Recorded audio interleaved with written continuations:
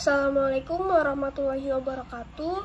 Perkenalkan, nama saya Wanda Viani dari kelas A2 semester 3 dengan NPM 2070526689. Kali ini saya akan membuat tugas MV di mata kuliah Sistem Manajemen Keselamatan Kesehatan Kerja.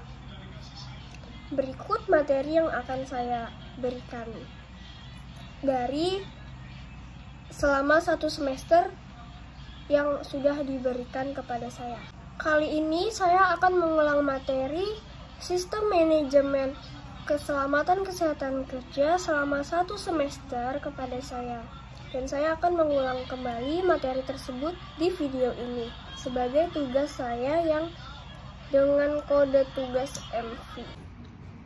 Jadi apa sih SMK 3 itu? Saya akan menjelaskan Sistem Manajemen Keselamatan dan Kesehatan Kerja yang disingkat SMK 3 adalah bagian dari sistem manajemen perusahaan secara keseluruhan dalam rangka pengendalian resiko yang berkaitan dengan kegiatan kerja guna terciptanya tempat kerja yang aman, efisien, dan produktif. Kita juga harus tahu apa sih K3 itu, yaitu keselamatan dan kesehatan kerja adalah segala kegiatan untuk menjamin dan melindungi keselamatan dan kesehatan tenaga kerja melalui upaya pencegahan kecelakaan kerja dan penyakit akibat kerja. Adapun pengertian audit SMK 3 adalah pemeriksaan secara sistematis dan independen terhadap pemenuhan kriteria yang telah ditetapkan untuk mengukur suatu hasil kegiatan yang telah direncanakan dan dilaksanakan dalam penerapan SMK 3 di perusahaan. Jadi kita melakukan penerapan SMK 3 itu di dalam perusahaan yang minimal 100 pekerja, paling banyak 100 pekerja, dan memiliki potensi bahaya yang tinggi. Dan adapun kenapa sih harus ada penerapan SMK 3? Apa sih tujuan diterapkannya SMK 3? Yaitu meningkatkan efektivitas perlindungan keselamatan dan kesehatan kerja yang terencana, terukur, terstruktur, dan terintegrasi. Yang kedua, mencegah dan mengurangi kecelakaan kerja, seperti penyakit akibat kerja atau kecelakaan lainnya. Yang ketiga, menciptakan tempat kerja yang aman, nyaman, dan efisien untuk mendorong produktivitas pada pekerja juga, untuk perusahaan juga. Adapun 5 prinsip dasar dalam penerapan SMK 3. Yang pertama adalah penetapan kebijakan ketiga dan menjamin komitmen. Selanjutnya perencanaan, lalu penerapan, setelah itu pengukuran dan evaluasi.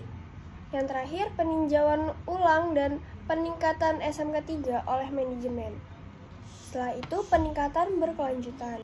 Semua perusahaan wajib menerapkan SMK 3 perusahaan, dan yang diwajibkan di atas yang dimaksud yaitu perusahaan yang memiliki pekerja paling sedikit 100 orang dan mempunyai tingkat potensi bahaya yang sangat tinggi bagi perusahaan tersebut.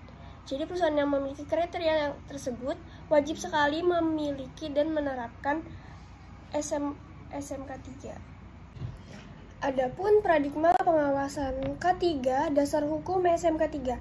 Yang pertama ada P2K3 Permen nomor 4 tahun 1987, PJIT UAP Kepmen 1261 tahun 1988, Ahli K3 Permen 02 tahun 1992, Pihak 3 PJK 3 Permen 04 1995, SMK 3 Permen 05 tahun 1996, Jo PS 87 UU nomor 13 tahun 2003. Lalu apa saja sih masalah K3 dari isu kesehatan dan keselamatan kerja? Yaitu tidak ada sistem K3, kurangnya standar kerja, dan kurang peduli tentang masalah K3.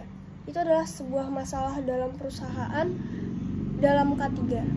Lalu untuk gangguan kesehatan di tempat kerja itu seperti cedera otot tulang, gangguan kebisingan, dan penyakit akibat kerja.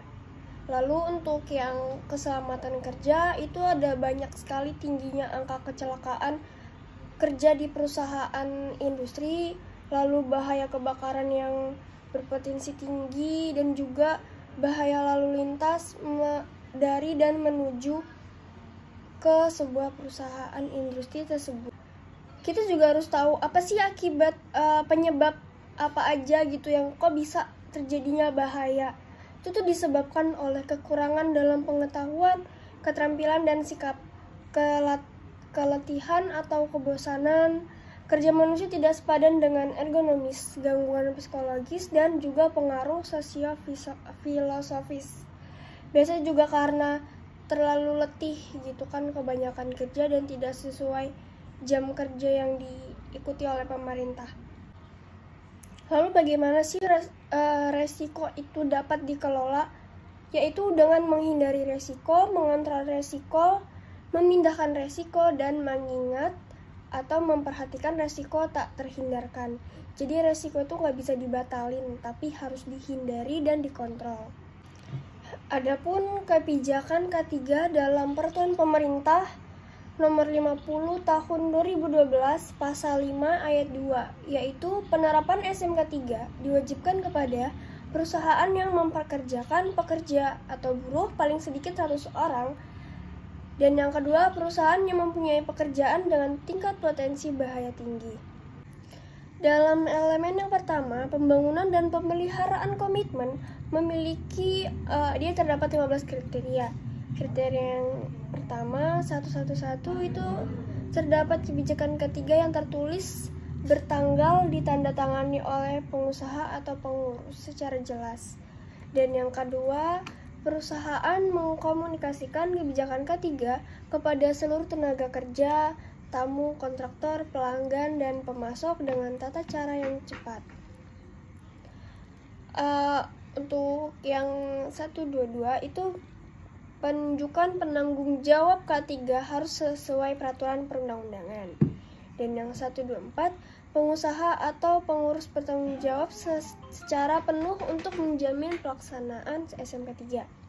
Dan 125, petugas yang bertanggung jawab untuk penanganan keadaan darurat telah ditetapkan dan mendapatkan pelatihan.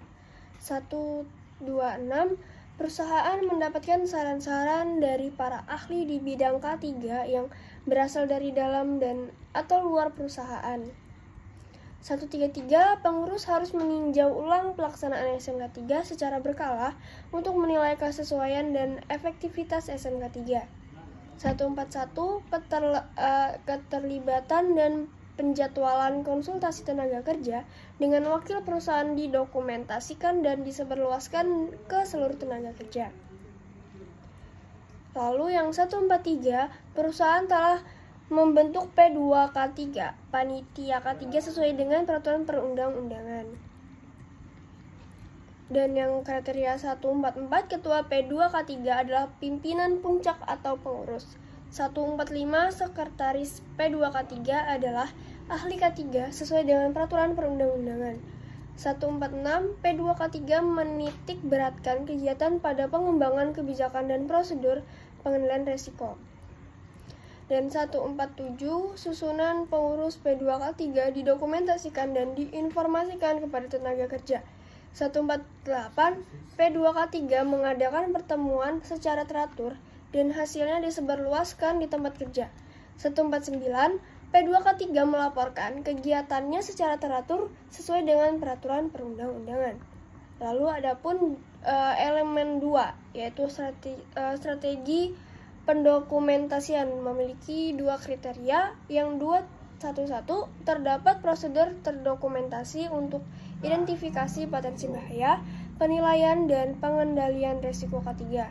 241, informasi yang dibutuhkan mengenai kegiatan K3 disebarluaskan secara sistematis kepada seluruh tenaga kerja, tamu, kontraktor, pelanggan, dan pemasok. Elemen 3 memiliki 2 kriteria juga, yaitu yang peninjauan ulang desain dan kontrak, prosedur yang terdokumentasi, pertimbangan identifikasi potensi bahaya, penilaian, dan pengendalian risiko yang dilakukan pada tahap perancangan dan modifikasi. Identifikasi bahaya dan penilaian risiko dilakukan pada tinjauan kontrak oleh petugas yang berkompeten. Pengalihan dokumen terdapat satu kriteria, yaitu dokumen K3 mempunyai identifikasi status, pemenang, tanggal pengeluaran, dan tanggal modifikasi. Elemen 5, pembelian, terdapat 3 kriteria. Sekian tugas MV yang saya laksanakan dengan mengulangi materi selama 1 semester di mata kuliah Sistem Manajemen Keselamatan Kesehatan Kerja. Kurang lebihnya saya mohon maaf. Sekian, terima kasih atas perhatiannya. Wassalamualaikum warahmatullahi wabarakatuh.